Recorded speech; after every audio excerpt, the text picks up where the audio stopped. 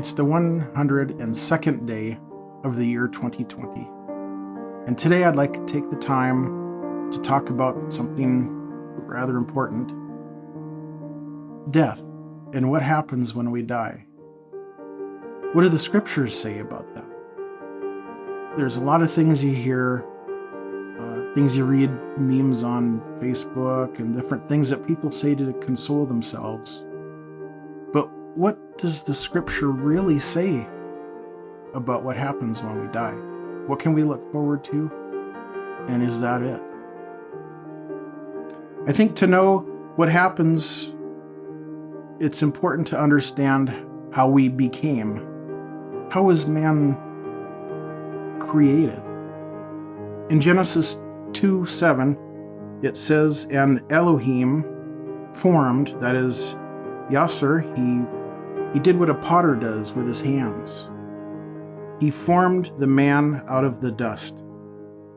Out of the dust of the ground, that is the Adamah in Hebrew. It's where Adam got his name. My name is mud. Out of the dust of the ground, the Adamah, and breathed into his nostrils the breath of life. Now this is where it really happens. And breathed, that is to blow his ruach, his spirit, his essence, into the nostrils of the formed man, the breath of life. The neshama, which means breath of life, chahi. That's why when in Jewish movies and stuff, they raise a toast and they say, "L'chaim," it's to life.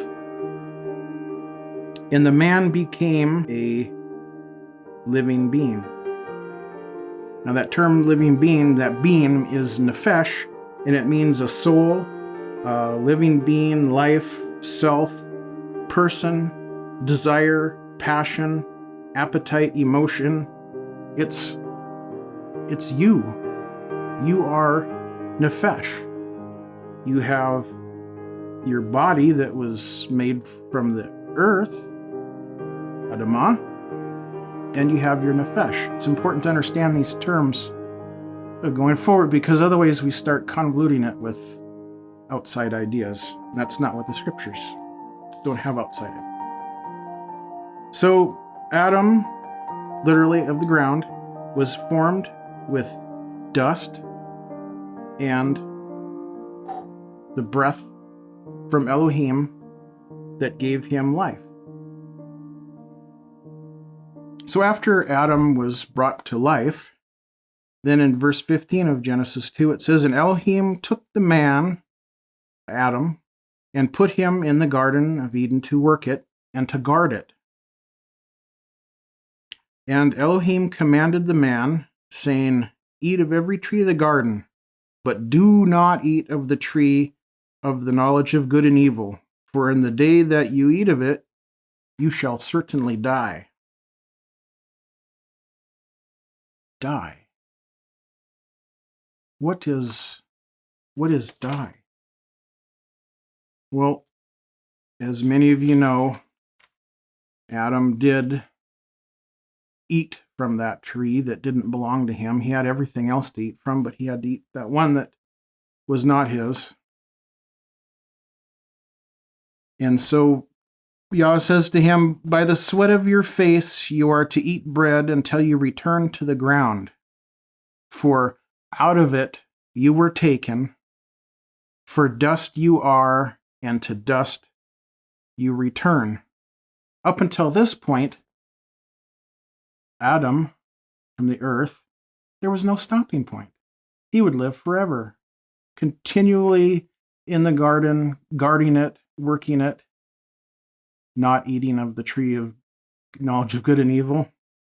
But he had no termination point. But now that he had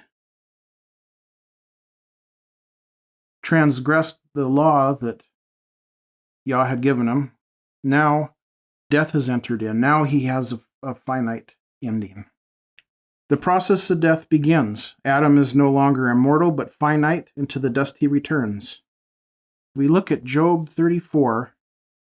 In verse 14, it declares, if he, that is Yah, sets his heart, or Yah's heart, on man, should he gather to himself his spirit and his breath, all flesh would expire together, and man would return to dust. So in Job 34, it says that if he was to decide that he wanted to take back that breath, then all flesh would expire together, and man would return to dust.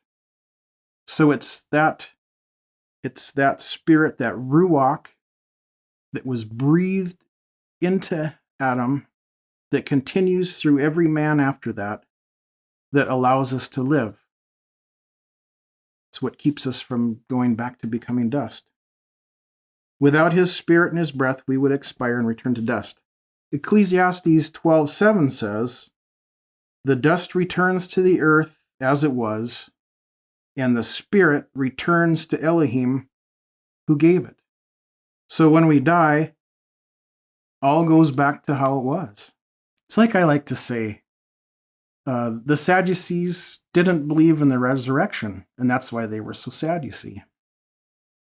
So what is this? Is it that the end is like the Sadducees believe, that man lives and then dies, and his God takes back what he gave to give him life, and then we just return to dust? What of resurrection? That's kind of the thing, isn't it? Yeshua said, I am the resurrection. He received word that that his friend Lazarus was dying. He waited because he was set about to accomplish something. Well, while they were waiting, they got word back that he had died, and the disciples asked Yeshua, they said, well, what happens now? He's dead. And Yeshua said, no, he's asleep. He sleeps. Oh, well, if he's sleeping, then he should be getting better, because if he gets enough rest, then you'll recover. And then Yeshua looked at him and said, no, he's dead, okay? So over and over and over again in the scriptures, it talks about those that have died, they're asleep in the earth. Well, that's because their body goes back to the grave, to Sheol, to be buried. I mean, however it ends up. And God takes the spirit that animated that person back to himself. So when Yeshua arrived and Mary and Martha were inconsolable, he tried to console them and say, look, I am the resurrection.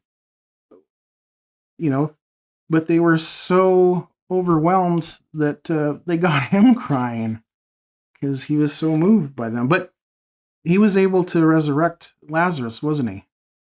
But after that, then Lazarus went around, gave his testimony.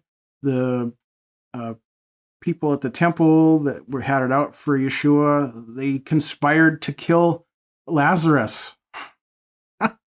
So he dies, and then those Pharisees and the Sanhedrin, different ones that was against Yeshua, decided that they wanted to kill him again.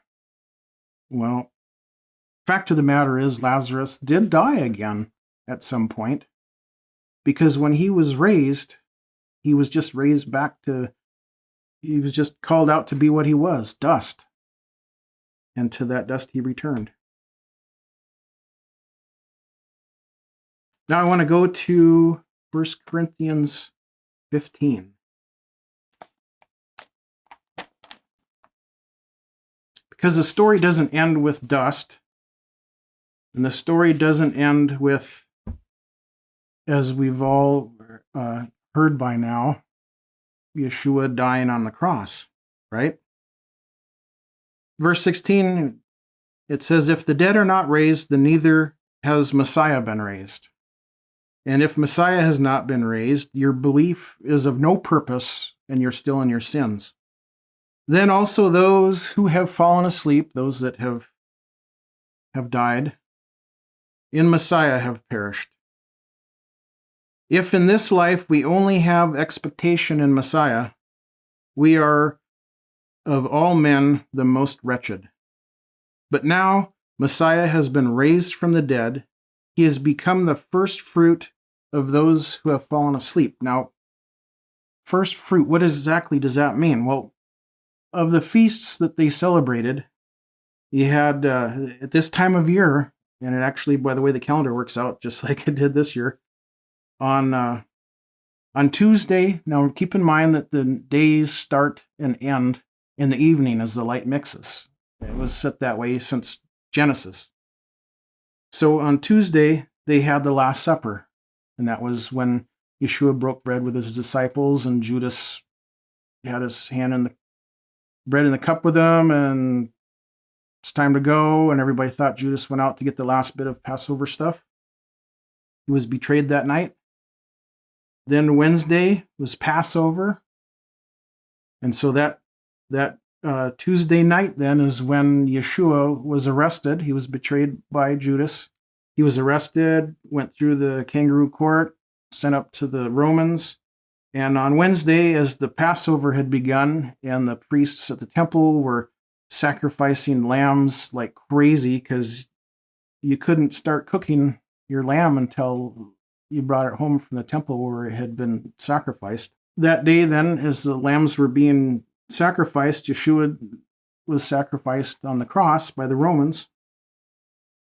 And so then he was laid in the tomb. So day 1, Thursday, day 2, Friday, and day 3, Saturday, he was in the tomb. And that's what he said when the priests asked him. They said, well, show us a sign. How do we know that you are who you say you are? And he said, the only sign I'm going to give you is the sign of Jonah.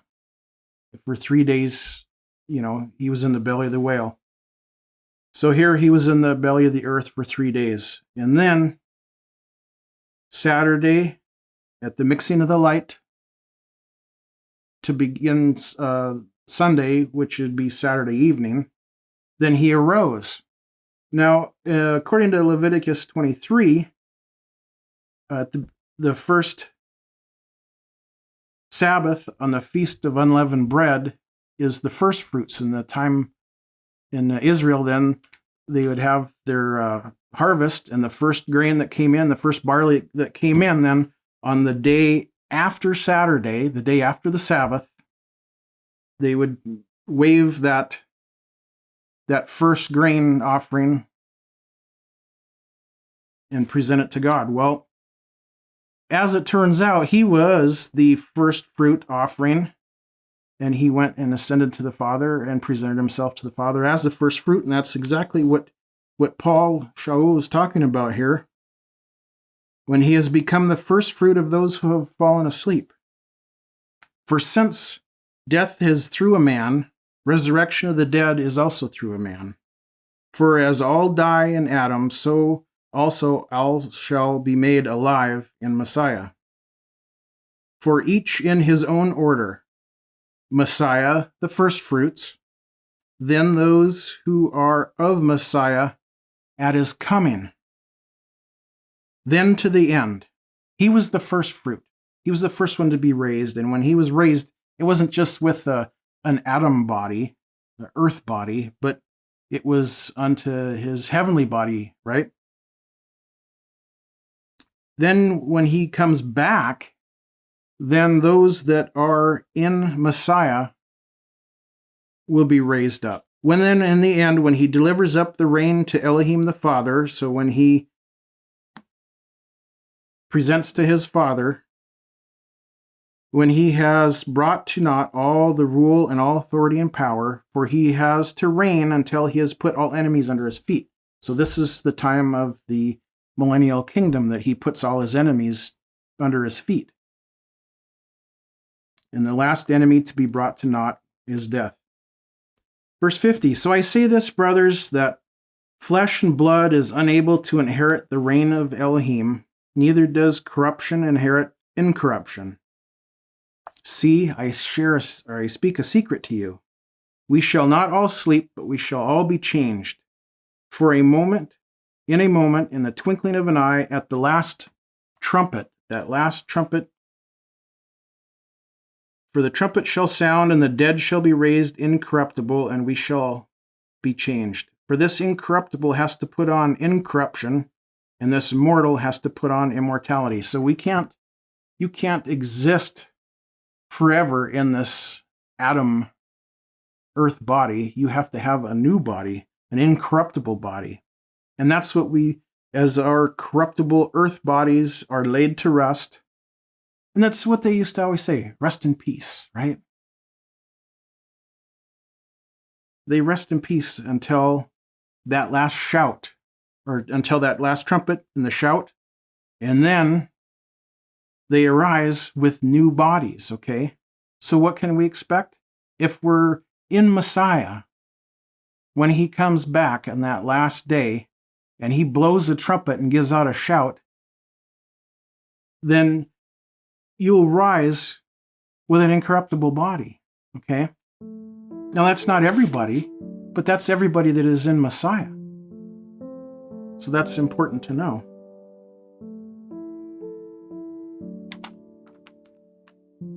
First Thessalonians 4:13, it says, Now, brothers, we do not wish you to be ignorant concerning those who have fallen asleep or died, lest you be sad as others who have no expectation. For if we believe that Yeshua died and rose again, so also Elohim shall bring with him those who sleep in Messiah. For we say to you by the word of the Master, that we, the living who are left over at the coming of the Master, shall in no way go before those who are asleep, because the Master himself shall come down from heaven with a shout, and with the voice of a chief messenger, and the trumpet of Elohim, and the dead in Messiah shall rise first. Then we, the living who are left over, shall be caught away together with them in the clouds to meet the Master in the air. And so we shall always be with the Master. So then, encourage one another with these words. So in this time, when we celebrate the resurrection of the Messiah, he's the first fruit offering to his Father. Let's remember that he's our example. Okay, he was an example of how to live, example of how to follow God's commandments, how to love one another. He was an example of death, that he would be in the ground and that he would rise again in a glorified body and present himself to God. I mean, that's what we are to encourage one another with, is that we will be like him someday, and then he's coming back so that we can be tabernacle with him. That's what happens on the 8th day. We tabernacle with him.